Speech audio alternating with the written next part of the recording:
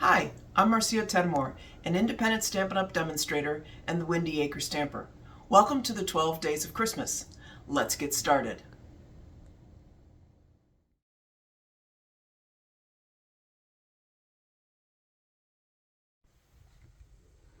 On the 7th day of Christmas, Marcia gave to me a gift bag. You are going to make a gift bag out of 2 sheets of 12 by 12 designer series paper. This is what you're going to make today. This is from the Sentimental Christmas. This is one I made from other designer series paper just to show you that it could be used for things other than the holidays. So let's get started. First of all, you're going to want something to score with. So I'm going to bring in my Simply Scoring tool, which is awesome for these kind of projects. It comes with, let me zoom this out a little. It comes with a diagonal plate that you can just put on and off if you need to score diagonally. Comes a little tray inside here that holds markers if you would like to put markers there and if you have to do quite a bit of scoring. It also comes with a scoring tool and a place to hold it. So this one you're going to need 2 sheets of the same paper at 12 by 12 and you're going to score 2 inches all the way around. Scoring tool has a thick end and a thin end. This is thin paper, so you want the thin end. So you score it 2, 2, 2, and 2. And then you do it to the other sheet of paper.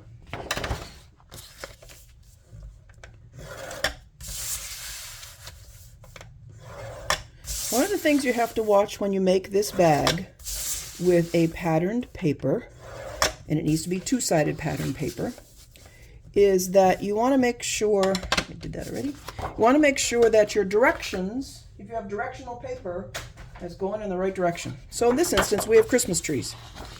This is going to be the outside of the bag, but as you can see, when you fold the top down, you want your Christmas trees to go in the right direction. So that just takes a little bit of planning. So, make our trees are in the right place. Now, we're going to turn it upside down because when we fold this down this direction, our trees are going the right way. So we're going to score that way. Everything else we're going to fold inside. And it will make sense as you start to put this together, I promise. All right, so this is going to be one side of our bag. This is going to be, let's turn it this way. Are the trees going the right way? Yep, the back side of the bag. And then you're going to fold in.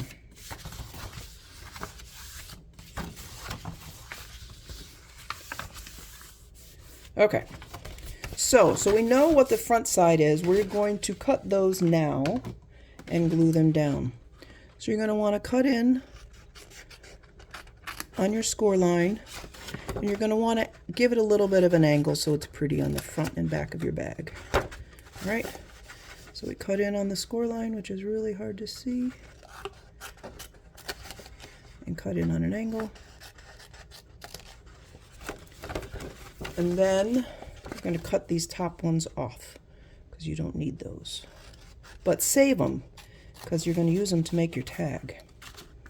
All right.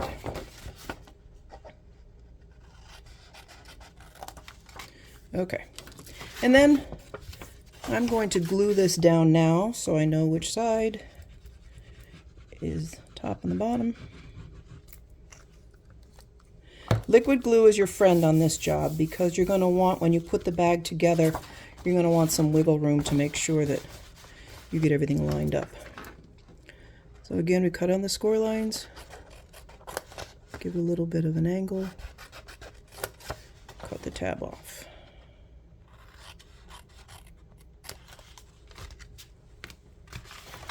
Do it on the other side.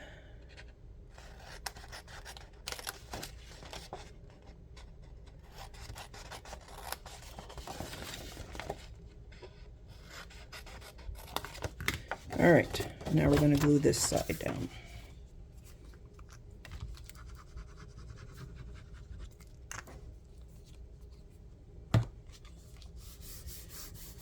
Okay, so we're going to decide which one's the back and which one's the front. It doesn't matter because they're both the same, but you want to cut the back tabs off here. So you're going to cut in on the score line. You're going to cut this tab off. You're going to cut in on the score line and cut this tab off. All right, so that's now your back side. All right, put that away for a second. On your front side, you just need to cut your score lines. So if you've watched any of the other videos, you know that you cut your score lines and you cut a little wedge. So you cut out the score is what I've heard it called.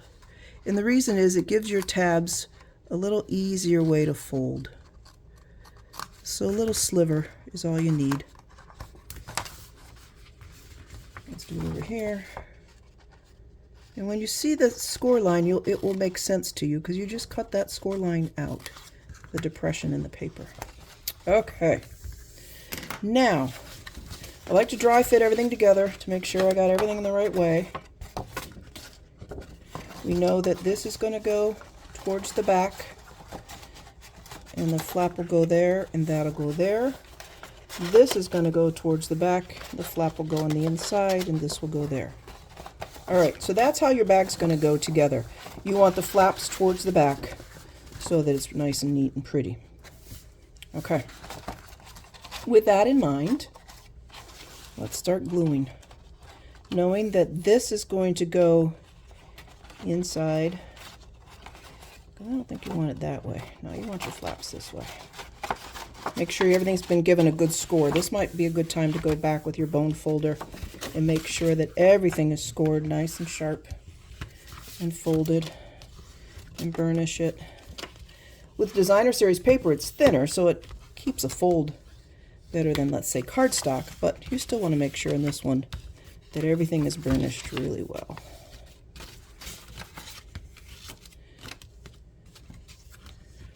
Okay, so this is our back, this is our front.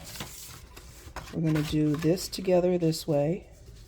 We're going to put glue on that, and then we're going to do, let's see, put a flap in here. Just want to make sure I get the glue on the right places. That's my key. All right. So we know we're going to do glue on the back. So the back side has no flaps. So you put your liquid glue down and you line this piece up right here with your crease line with the top and the bottom. All right. There you go. And the liquid glue gives you that wiggle room. Now you're going to want to put liquid glue right there because that's going to fold in.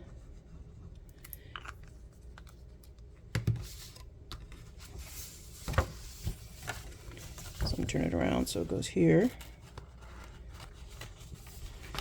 And you want to make sure it's lined up. Press it down, make sure it's lined up with the outside. And then you're going to want to put liquid glue on this flap.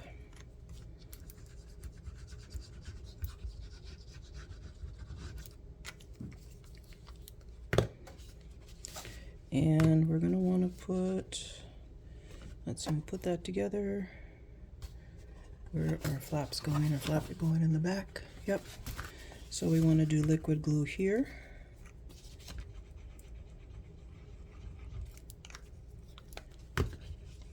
This goes in, this goes down.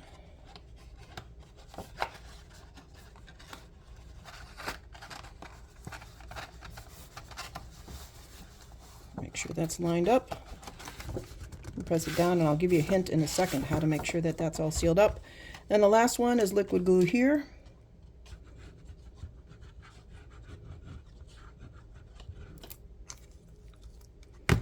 And put that there and press it down with your hands. Now, to make sure the bottom is really sealed, what I suggest you do, make sure that is even. That was not even. So pull it off. Again, this liquid glue gives you some wiggle room. Oh, one tear, but that's okay. I rushed it and I didn't get it lined up properly. There we go. Okay. Then, to give it some weight, I've got our Stampin' Up! Punches, and I just put them at the bottom.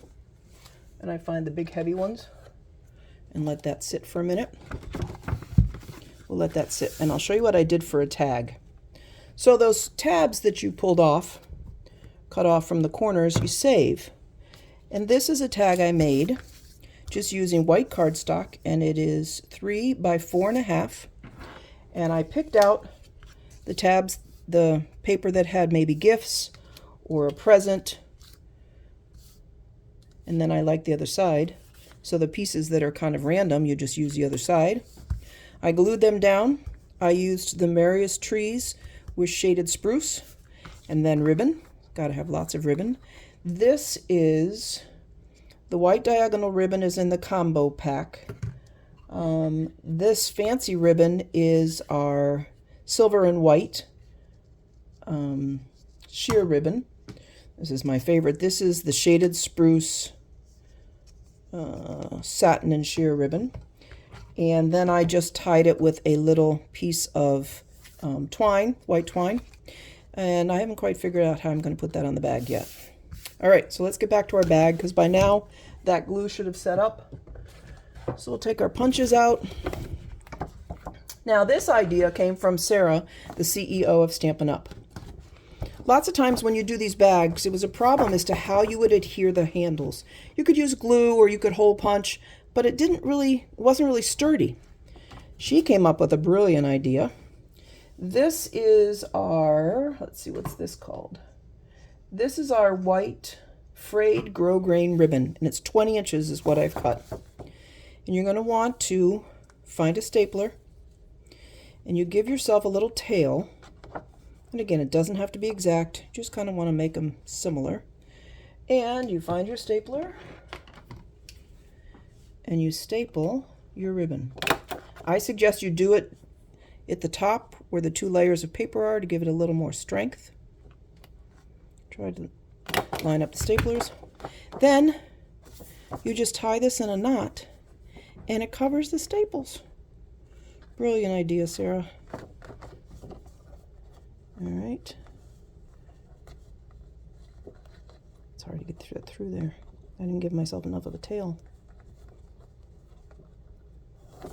Oops. And it is frayed grosgrain ribbon. All right, let's do it on this side. Give yourself a little tail. The ribbon is important. You don't want it too thin. And I will show you what happened on the other one I made. I had a satin ribbon, which was a nice thickness. I think it was 3/4 of an inch wide. But it was satin, and the staples caught on it and caused the fabric to run a bit. So I tried this frayed ribbon, which is good, but except it's frayed ribbon, so it might fray. I'm kind of light on thick ribbon in my stash. All right, there you go. There's your bag. I might even staple this to the top because I really like all the ribbons on the top, or I could tie it with the remainder of this twine. Let's try that. That's always removable if I do it that way.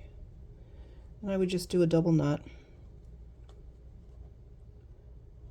I'm not much of a ribbon person, but when Michelle did hers, she did ribbons. Maybe it was a gift tag she did. She did ribbons galore, and I thought, oh, I kind of like all those ribbons. And green is my favorite color, so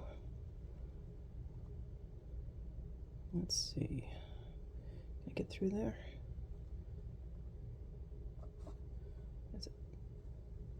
Again, I didn't leave myself enough twine for my fingers.